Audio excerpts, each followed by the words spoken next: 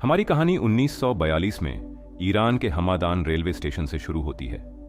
कुछ पोलिश सैनिक और नागरिक जो सोवियत बंदीगृह से मुक्त हुए थे, मध्य पूर्व के रास्ते से आगे बढ़ रहे थे।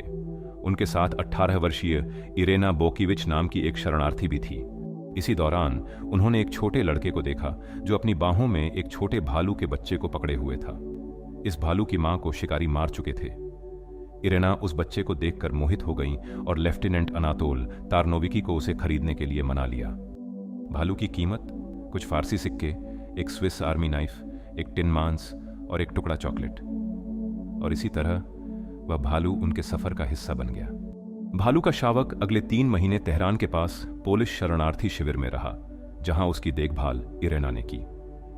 बाद में उसे पोलिश दूसरी ट्रांसपोर्ट कंपनी को सौंप दिया गया, जिसे बाद में 22वीं आर्टिलरी सपोर्ट कंपनी के रूप में जाना जाने लगा। उसका नाम रखा गया वोजटेक, जिसका मतलब है खुश योद्धा।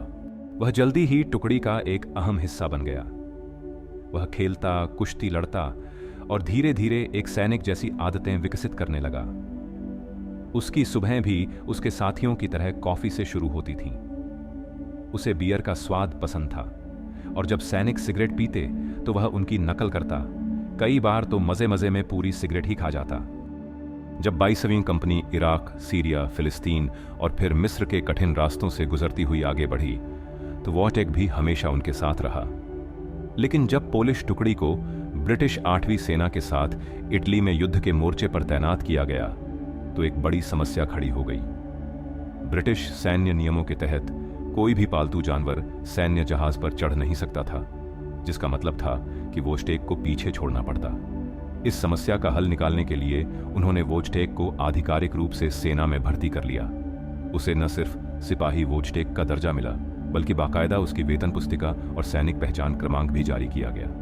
अब वोजटेक सिर्फ एक मस्कॉट नहीं, बल्कि एक सच्चा सैनिक था, उनमें से एक उनके बराबर।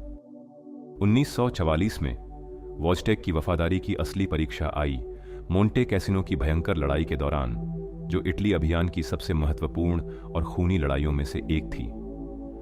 जैसे जैसे पोलिश सैनिक कठिन पहाड़ों पर चढ़कर जर्मन मोर्चे पर हमला कर रहे थे, तोपों के गोले लगातार आगे भेजने की जरूरत थी। वोजटेक ने अपने पिछले पैरों पर खड़े होकर लकड़ी के भारी गोला बारूद के बक्से उठाने शुरू कर दिए। हर एक का वजन 45 किलोग्राम से अधिक था। जहां आमतौर पर इन बक्सों को उठाने के लिए 4 सैनिकों की जरूरत होती थी, वहीं वोजटेक ने अकेले ही यह काम कर दिखाया। वह सैनिकों की नकल करता, उनके साथ चलता और दुश्मन की गोलाबारी के बीच भी बिना थके आगे बढ़ता रहा।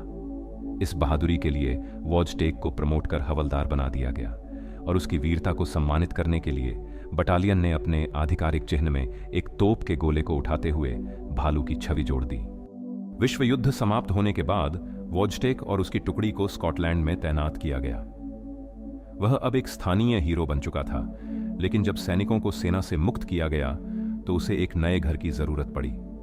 1947 में वोजटेक को एडिनबर्ग चिड़ियाघर भेज दिया गया, लेकिन वह अपने सैनिक साथियों की यादों में हमेशा जीवित रहा। पोलिश सैनिक अक्सर उससे मिलने आते और जैसे ही वे अपनी मातृभाषा में उससे बात करते, उसकी आंखों में एक चमक आ जाती। वह उत्साह से उनकी ओर देखता, अपने पुराने साथियों की आवाज पहचानते हुए, मानो बीते दिनों की यादें फिर से ताजा हो गई हों। वोजटेक ने अपनी बाकी जिंदगी वहीं बिताई और पर्यटकों को आकर्षित करता रहा। वह 1963 में इस दुनिया से चला गया, लेकिन उसकी कहानी कभी खत्म नहीं हुई।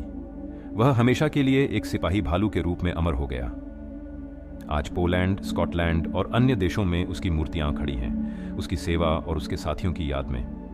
क्योंकि कभी कभी महान युद्ध कथाएं सिर्फ इंसानों के बारे में नहीं होती, कभी कभी वे एक ऐसे भालू के बारे में होती हैं जो सैनिक बन गया। अगर आपको यह कहानी पसंद आई हो तो इसे लाइक, शेयर और सब्सक्राइब करें और ऐसी ही अद्भुत ऐतिहासिक कहानियों के लिए जुड़े रहें। धन्यवाद।